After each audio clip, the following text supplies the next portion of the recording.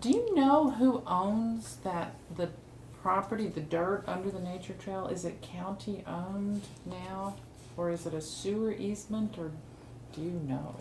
The county owns most of it, but there are some properties that extend into the trail, Some and we're private working with those. properties? Yeah, and we're trying to work with those property owners to get easement. And we had a meeting this morning, and that was one of the subjects that came up. So is it the North End Partners who are working with the property owners, or is the county Greenway folks working with the property owners?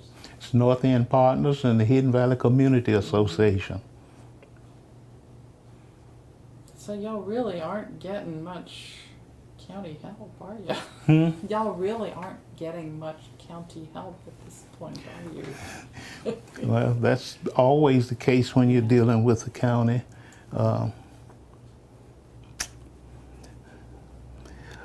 For what it would cost to develop the trail, the county and the community and everybody would get a lot of benefits from it if they would get serious about doing something instead of everybody kicking the ball to somebody else. Who is your county commissioner district representative? George Dunlap. Wait. Not George Dunlap. not Dunlap. Not Dunlap. Is it George Dunlap or is it Joyce? George Waddell. Yeah, it's George Waddell. George was the representative, but it's George Waddell now. Yeah. And of course, she's running to replace Malcolm Graham, so I think we're kind of in limbo. You can raise a hand. Yeah, but Joyce has tried. Has she? Yeah. She's been involved with this.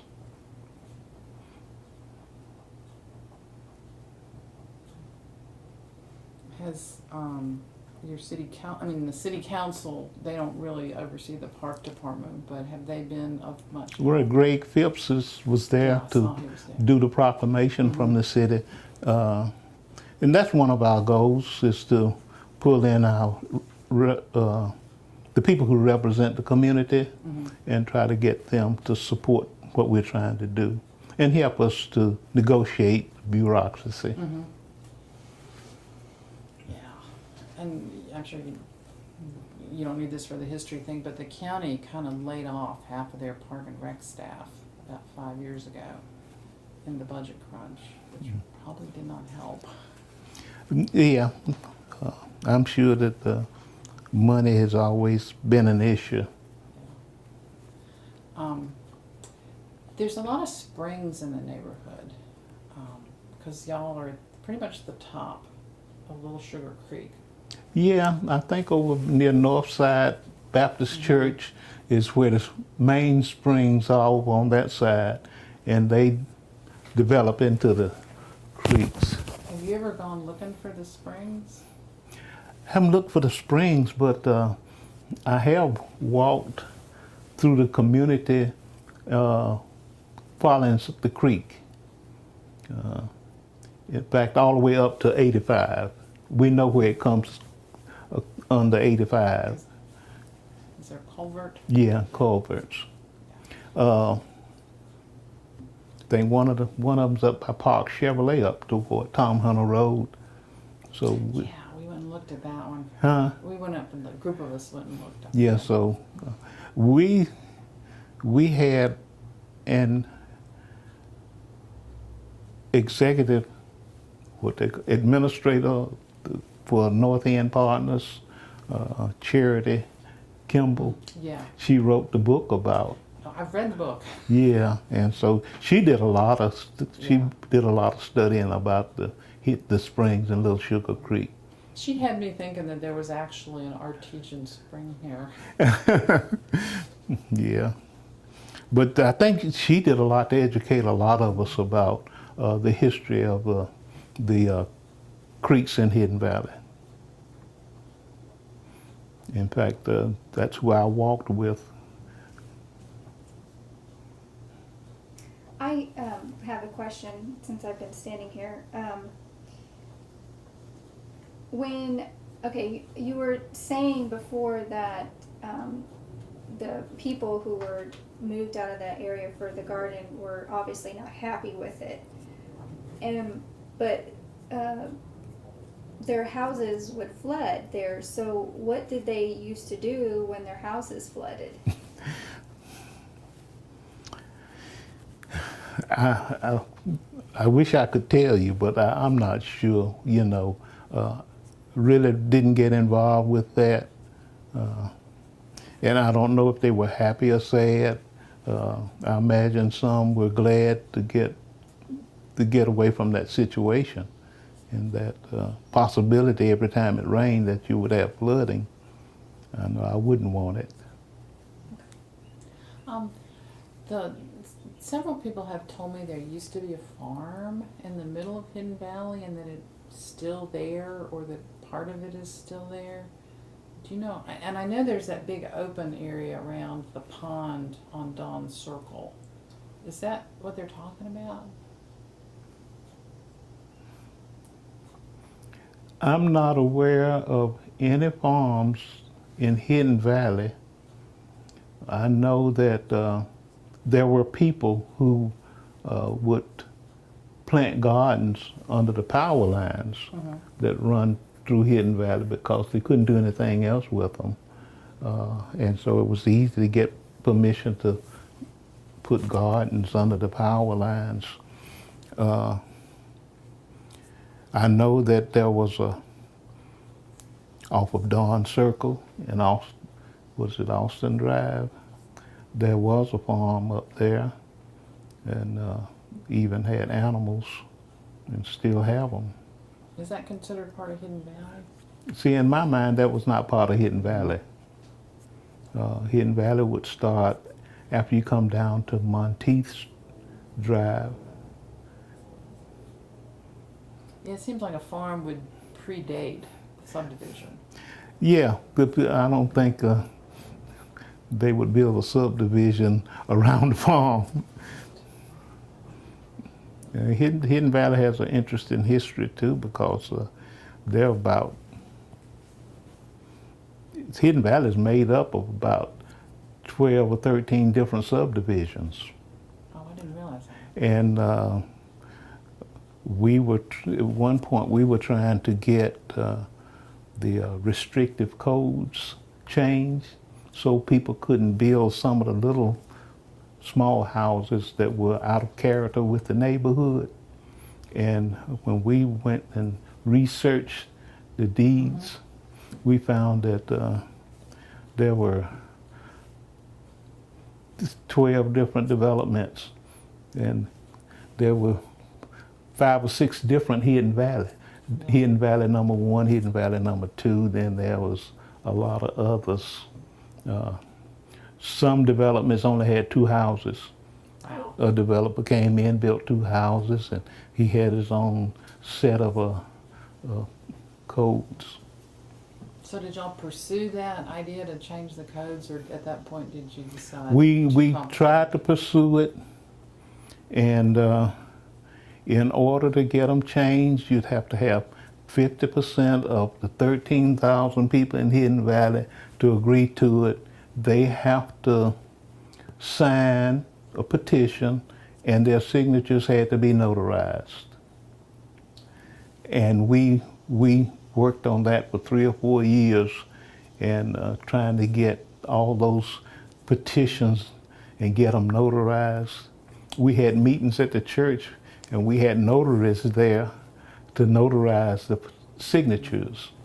So it was just more than we could pull off. Which church did y'all meet at? Which church? That was Greenville Memorial. Greenville Memorial. Mhm. That's still up here, right? Mm-hmm. Yeah. Did that originally start out in the Greenville neighborhood? Yes, Yeah. And then did they get urban renewed out of Greenville? I think, yeah, on Statesville Avenue. Yeah. I'm kind of out of questions. Are you? Okay. Yeah. Yeah, I mean, do you have anything else that you want to add? Well, I don't know if I addressed the issues or the topics that you wanted to address or not. Oh yeah, you do.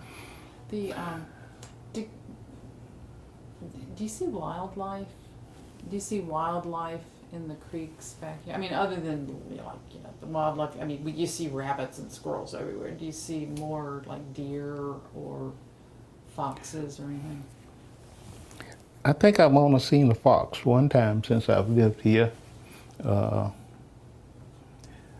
My wife walks every morning, and one of the neighbors along Tom Hunter Road told her that he had seen coyotes, and but we don't see anything other than the small animals, some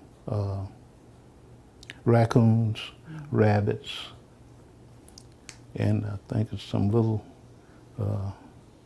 weasels, You seen weasels? little teeny things running around with the tail sticking straight up. Oh. Have you seen snakes? Yeah, Ew. there's not, I haven't seen many snakes. Mm-hmm.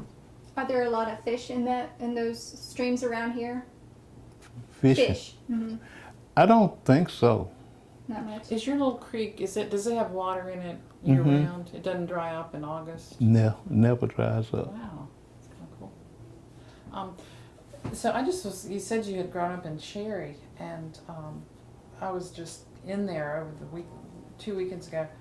I've lived in Charlotte 35 years. I've driven all over the place, but had not been through Cherry in probably 6 months. It's changed. My jaw dropped. I couldn't believe it. Yeah, people, gentrification. It's like on steroids. I had a long talk with Sylvia. Is it Biddle Patton? She's a Cherry native. Has lived there all her life. I knew the Biddles. That was Yeah. a maiden name, Biddle. Yeah, Biddle, and she must have married. I wasn't sure which part was the maiden and which part Biddle was is the maiden name. Yeah, and she's living there again, and she's just really upset about it. She said they tore down 3 houses in one day Yeah. last January. I have relatives still in Cherry, Yeah, it's and people coming in building houses. houses that don't fit in. Huh?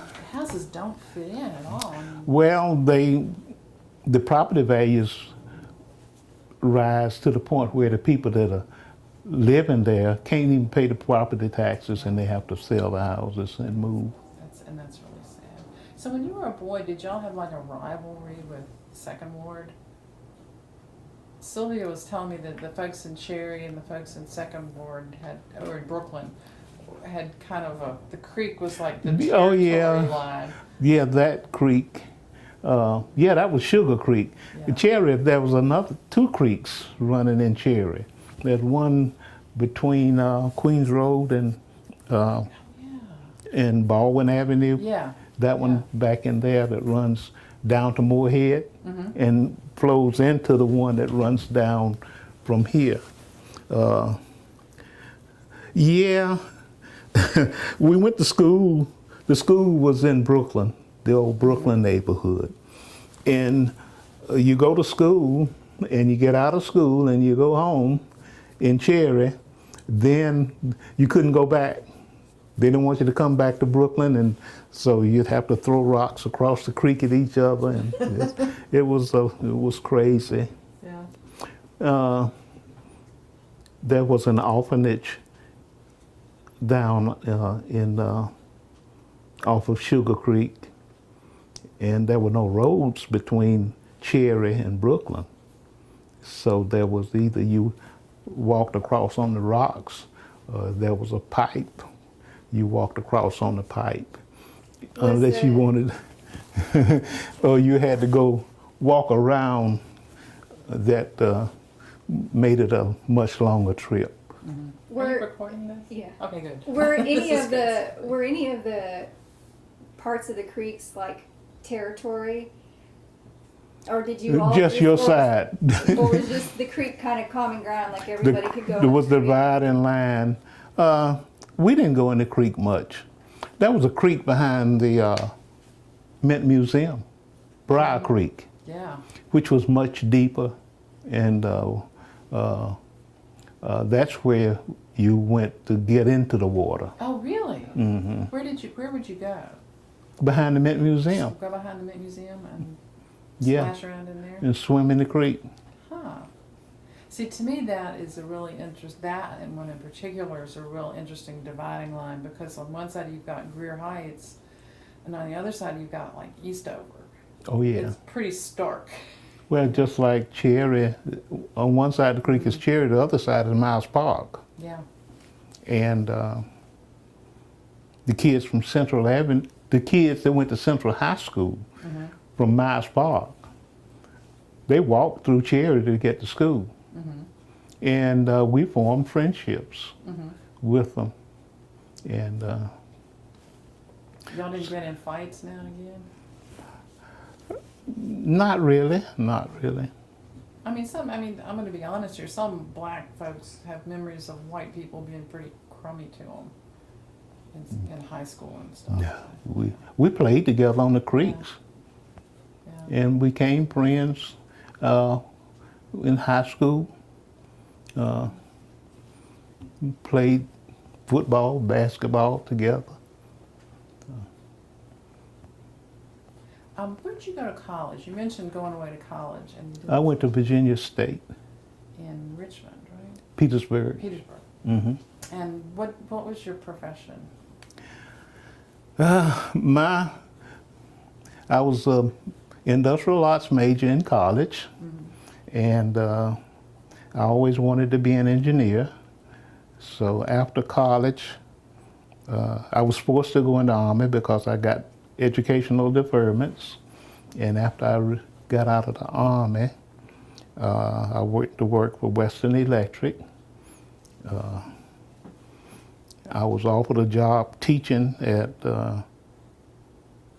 York Road High School, and I had a job offered at Western Electric as a repairman, repairing telephone company equipment. And I didn't want to teach, so I went to work for Western Electric. Had a friend that told me that Westinghouse was moving to Charlotte, and they needed some minorities in management, and said I should apply. So I applied at Westinghouse, and I got hired in management at Westinghouse to work in the fabrication department because of my background in shop work. Decided that I needed more training, so I went to CPCC and got an associate degree in mechanical engineering. And I stayed at Westinghouse for 25 years, mostly in management and training and human resources. Mm-hmm. That's great. And then after that, I worked 5 years, Charlotte-Mecklenburg Schools, as a high school apprenticeship coordinator, still in training. Mm. So a lot of my background has been in manufacturing, and then training people to work in manufacturing. Yeah.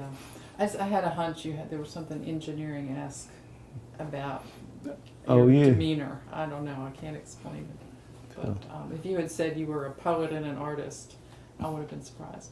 Not that Oh, not artistic. or yeah, poet. well, yes, my background is in, manufacturing and engineering.